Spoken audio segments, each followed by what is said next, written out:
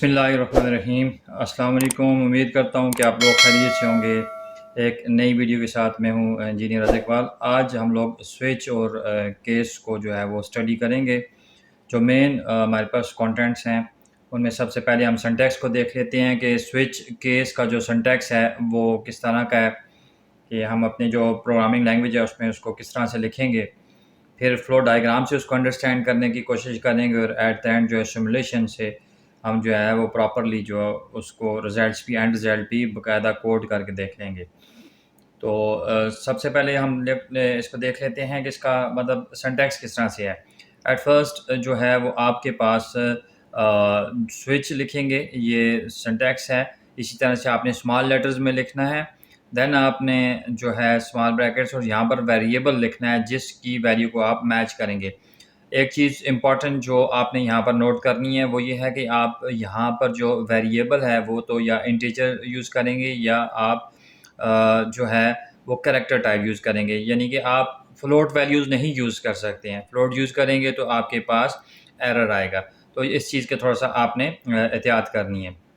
दूसरा आपके पास जो चीज़ है उसके बाद जो आपके पास ये ब्रैकेट स्टार्ट हो जाएगी, ये स्टार्ट ऑफ द हो जाएगा, आपके पास स्विच हो जाएगा और ये एंड ऑफ ब्रैकेट हो जाएगी। इसके दरमियान आपकी एज़ पर रिक्वायरमेंट आपके पास केसेस आ जाएंगे। इट कैन बी आपके पास मैनी मोर केसेस हो सकते हैं। स्विच को आप इफ़ एल्स के मुतबादिल लिख सकते हैं। इसका फ़ायदा ये है कि जब आपको बहुत से इफ़ एल्स कंडीशंस लगानी हो तो आप एक ही स्विच लगा के उसको यूज़ कर सकते हैं। लेकिन इसमें ख़ास किस्म की आपके पास जो रिस्ट्रिक्शंस है, जैसे डेटा जो वेरिएबल टाइप है वो इंटीजर ही होगी या करैक्टर होगा, आप फ्लोट वैल्यूज़ को नहीं यूज़ कर सकते हैं। केस में आते हैं तो केस में आपके पास लेबल 1 होगा। लेबल 1 से मुराद यहाँ पर वो वैल्यू होगी जो जिसको हम मैच करेंगे वेरिएबल की वैल्यू से। अगर ये वेरिएबल की वैल्यू अगर लेबल 1 से मैच कर रही है तो देन इस केस के अंदर जो आपके पास जो लाइन ऑफ कोड है वो रन होगा। केस लेबल 1 में आपके पास इंटीजर या कैरेक्टर टाइप वैल्यू होगी। देन आपके पास कॉलन होंगे। This is not semi colon, it's a colon. Colon then line of code जो उस केस बॉडी के अंदर रन होगा। फिर आपके पास ब्रेक आएगा और ब्रेक के बाद आपके पास सेमी कॉलन आएगा। अगर तो आपके पास केस 1 जो है वो ट्रू हो जाता है, यानी कि लेबल 1 मैच कर जाता है वेरिएबल की वैल्यू के साथ, तो फिर ये आपके पास उसके नीचे जो केस जितने भी हैं उसको नहीं चलाएगा बल्कि एंड ऑफ ब्रैकेट आएगा और जो रिमेनिंग कोड है उसको रन करेगा। अगर लेबल 1 उसका ट्रू नहीं होता तो वो लेबल 2 पे आ जाएगा, यानी कि केस 2 पे आ जाएगा। वहाँ पर अगर वो मैच कर जाता है तो उसके इंटरनल बॉडी में जो भी आपके पास स्टेटमेंट्स होंगी उसको रन करेगा।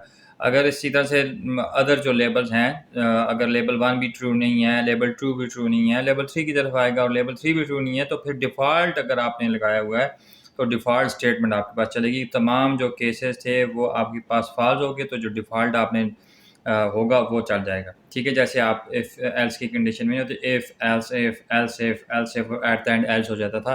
अगर एल्स इफ़ या इफ़ की जितनी भी कंडीशन थी फॉल्स हो जाएँ तो एल्स वाली स्टेटमेंट चल जाए। ठीक है, इसी तरह से अगर आप डिफ़ॉल्ट नहीं भी लगाएँगे तो आपके पास क्या होगा, जो रिमेनिंग जो है ये आप स्विच केस से आप बाहर आ जाएँगे और बाहर जो कोड होगा उस पे आप चल चल जाएगा आपके पास, अगर डिफ़ॉल्ट आपने नहीं लगाया हुआ। ठीक है? अब इसका फ्लो डायग्राम देखते हैं। फ्लो डायग्राम से आपको बिल्कुल अच्छे से समझ आ जाएगा। स्विच में आपके पास कंडीशनल स्टेटमेंट होगी। कंडीशनल स्टेटमेंट में आपसे वहाँ पर जो वेरिएबल लिखा हुआ है वो वहाँ पर उसकी वैल्यू होगी। लेट एक्स है, एक्स इज इक्वल टू 10 है, 20 है, 30 है या कोई भी वेरिएबल है, उसकी कंडीशनल वैल्यूज़ वहाँ पर होंगी जिसको हम अपने केसेस से केस 1 2 3 4 जितने भी हैं अप टू एन वैल्यूज़ उसके साथ मैच करेंगे।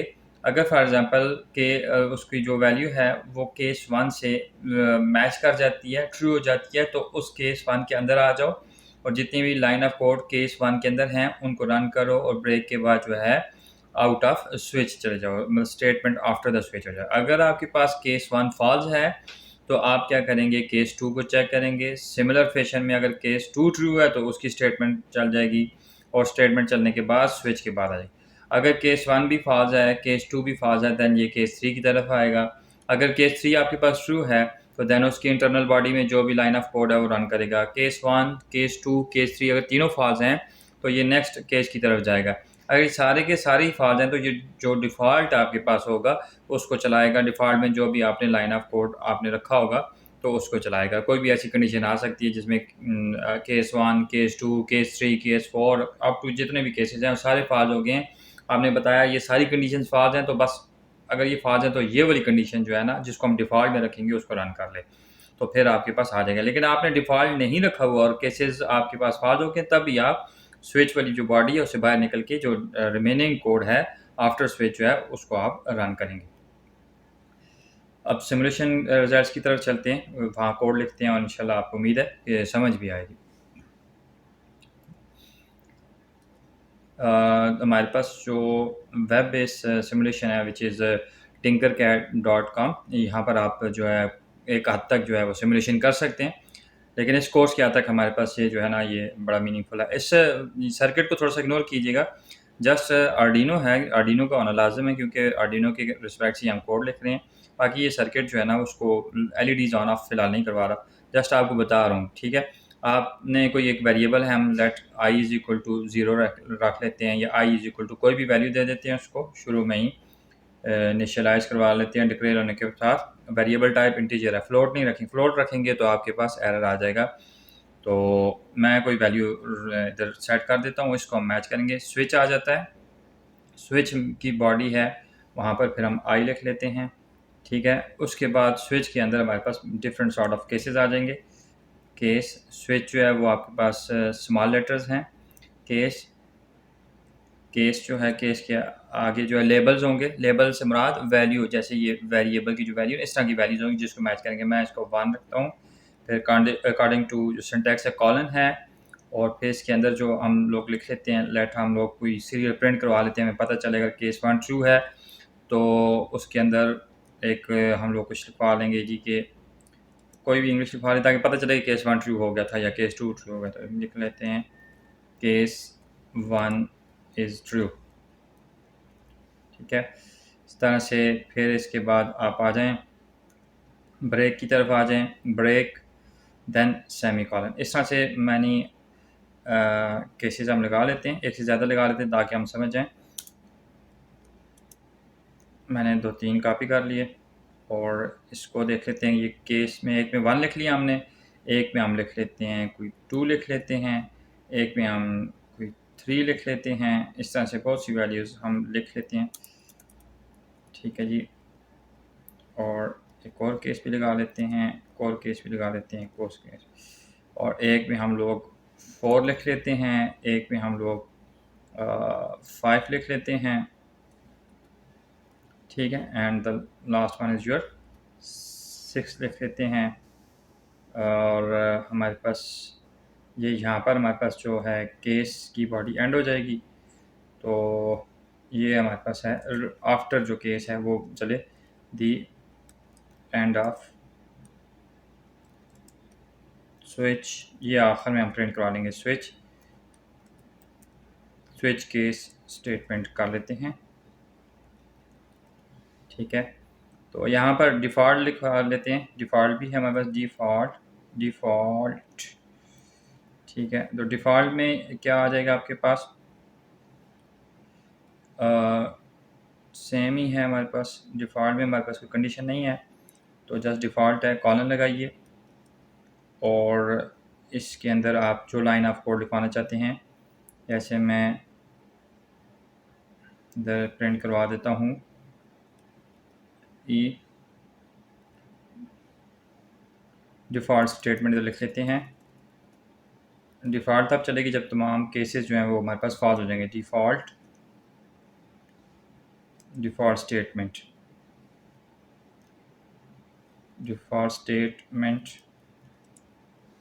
ठीक है। इसमें लिख लेते हैं लेट, वैसे ही कुछ लिख लेते हैं। पहले वाले को हम केस 1 कह देते हैं, दूसरे वाले को केस 2 कह देते हैं, तीसरे वाले को केस 3 कह देते हैं, चौथे वाले को केस 4 कह देते हैं, फिर केस 5 कह देते हैं, केस 6 देन डिफ़ॉल्ट। फाइन, तो इनको अभी हम सिमुलेट करते हैं। सीरियल डॉट बिगिन 9600, इसको आपने सीरियल डॉट प्रिंट ln से पहले यूज़ करना है, अदरवाइज़ आपके पास ये रन नहीं होगा, ठीक है। तो आई इज़ इक्वल टू 3 है। यहाँ पर ये स्विच आई हमने कर दिया। तो इसको हम स्टार्ट सिमुलेशन करते हैं। सीरियल मॉनिटर को भी ओपन कर लेते हैं। पहले इसको क्लियर भी कर लें, जो प्रीवियस कोड है वो हमारे पास गायब हो जाए। इनिशियलाइजेशन। सो ये देखें केस 3 इज़ ट्रू। और उसके बाद क्या हुआ, हमने आई इज इक्वल टू 3 लिखा तो उसने देखा, इसको प्रिंट नहीं किया, उसने केस 1 को प्रिंट नहीं किया, केस 2 को प्रिंट नहीं किया। केस 1 से मुराद 1 is a value which will be compare with your variable value.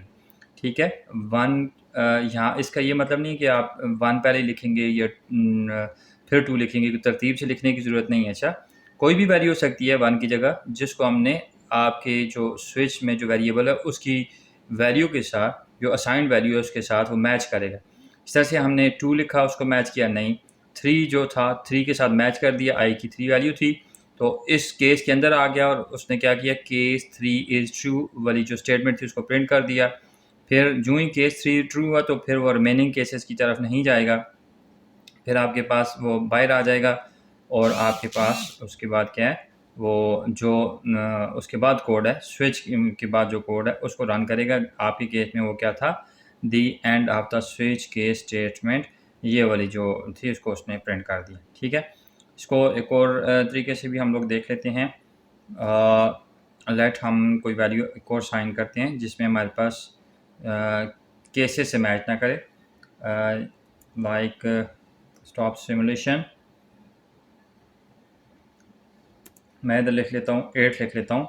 अब ये देखें, जब 8 लिखूँगा तो डेफिनेटली केस की किसी वैल्यू के साथ मैच नहीं करता, तो फिर ये डिफ़ॉल्ट वाली को रन करेगा।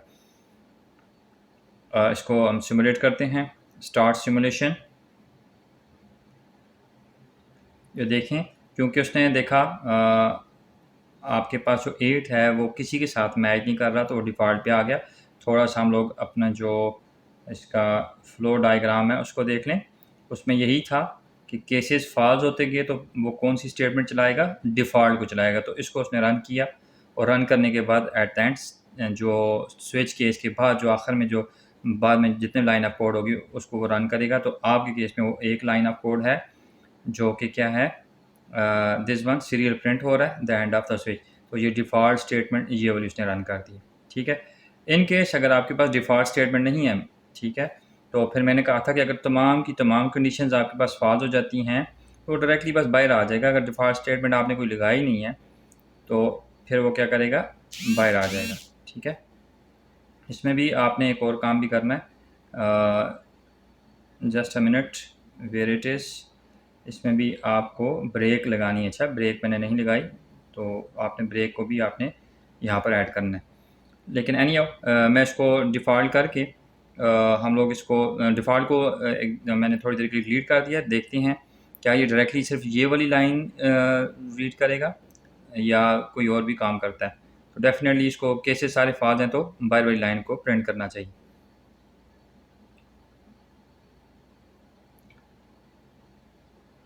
उसने देखा कि क्योंकि आपके पास जो आई की वैल्यू साइंड हुई है वो आपके पास 8 है, तो केस 1 2 3 4 किसी वैल्यू के साथ वो 5 6 किसी के साथ मैच नहीं कर रही और डिफ़ॉल्ट आपने लगाया हुआ ही नहीं है, तो आपके पास क्या आ गया, the end of the switch case आ गया। ठीक है, तो अब इसमें एक और हम लोग कर लेते हैं लेट। मैं इधर कोई वैल्यू लिख लेता हूँ। एक और चीज़ भी देख लेते हैं, जो मैंने कहा था कि फ्लोट वैल्यूज़ जो है वो हम लोग असाइन नहीं कर सकते हैं। इसको मैं 1.5 करके देखता हूँ तो क्या ये हमारे पास एरर देता है। और इसको हम कर लेते हैं लेट एनी वैल्यू कर लेते हैं, 2 कर लेते हैं। इसको एरर देना चाहिए, देख लेते हैं। इसको मैं क्लियर कर देता हूँ।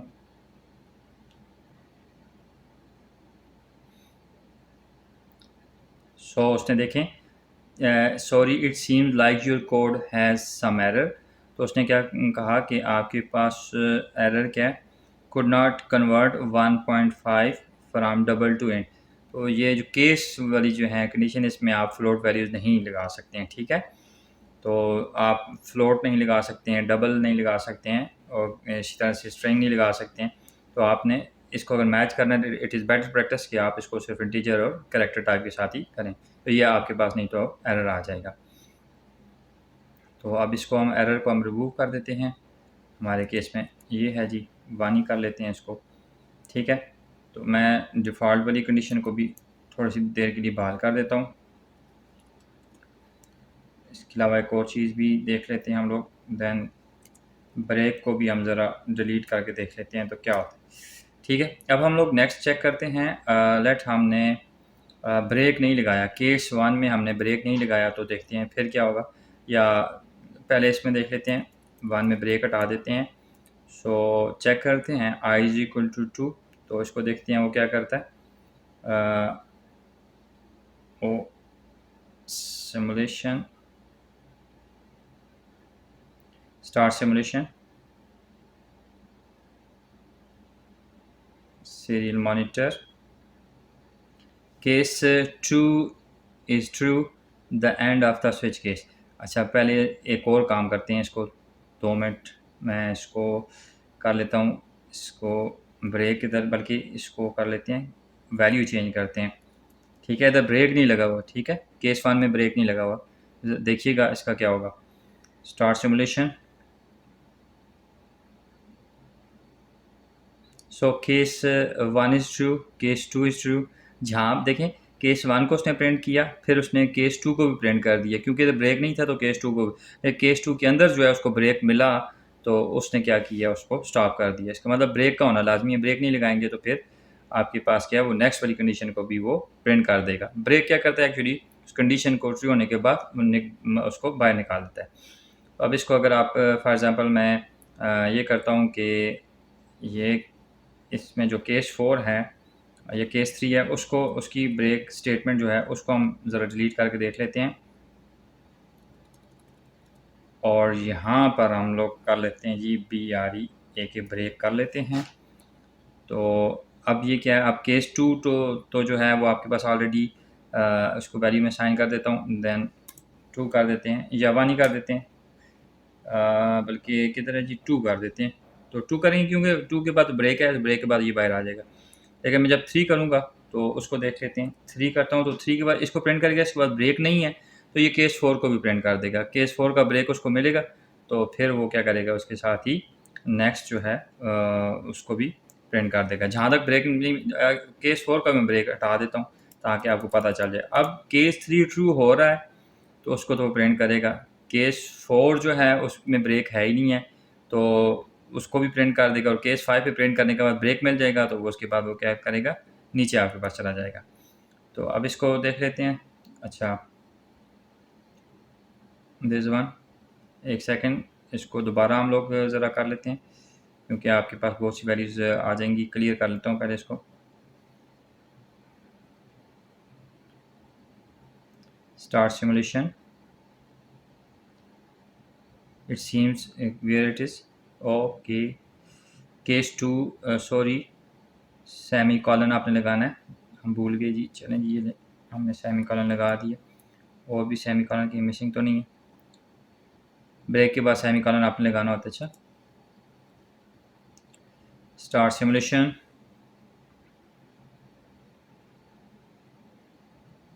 Serial monitor, case 3 is true, case 4 is true, case 5 is true, then of क्या किया आपने, वैल्यू जो i इज़ इक्वल टू 3 रखा, 1 2 तो है ही फॉल्स है। केस 3 को उसने प्रिंट किया, उसके बाद ब्रेक नहीं मिला तो उसने केस 4 को भी प्रिंट कर दिया।